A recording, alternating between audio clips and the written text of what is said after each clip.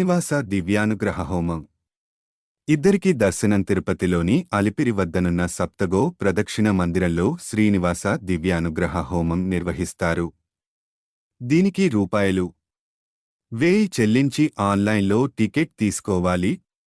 ఆఫ్లైన్లో కూడా రోజు ఉదయం 5కి ఇక్కడే టికెట్లు ఇస్తారు. హోమం తర్వాత అక్కడి అధికారి స్టాంప్ వేసి ఇస్తే దానిపై ఇద్దరికీ రూ. 300 శ్రీవారి దర్శనం టికెట్ల అవకాశం లభిస్తుంది. దర్శనానికి పట్టే సమయం 3 నుంచి 4 గంటలు. సిఫార్సు దర్శనం, బ్రేక్ దర్శనం.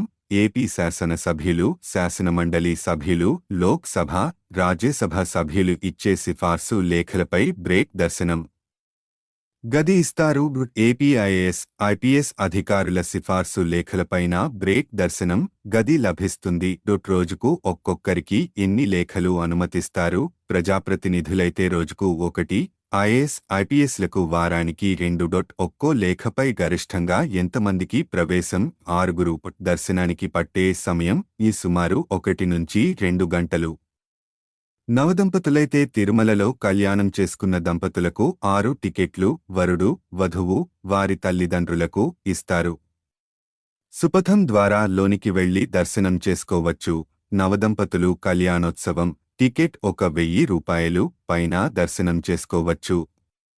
అయితే వీరు వారంలోపు పెళ్లి జరిగినట్లు వివాహ ధృవీకరణ, శుభలేఖ, ఫోటోలు, ఆధార్ ను సిఆర్ఓ కార్యాలయంలో చూపి ప్రతిరోజు ఉదయం 10 గంటల నుంచి సాయంత్రం 5 మధ్య నమోదు చేసుకోవాలి.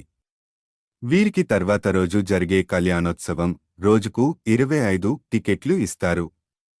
కళ్యాణం తర్వాత స్వామి దర్శనం కల్పిస్తారు. దర్శనానికి పట్టే సమయం 3 నుంచి 4 గంటలు. చిన్నపిల్లలు, వృద్ధులు, దివ్యాంగులు, అనారోగ్యంతో ఉన్నవారికి, శ్రీవారి దర్శనానికి చిన్న పిల్లలున్నవారికి ప్రత్యేక కోటా ఉంది.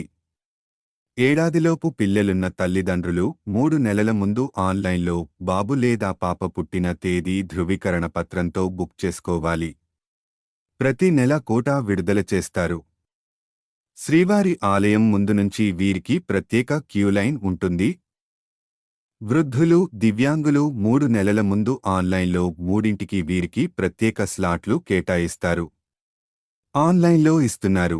నమోదు చేసుకోవాలి. సాయంత్రం రోజుకు 750 టికెట్లు. అనారోగ్యంతో ఉన్నవారి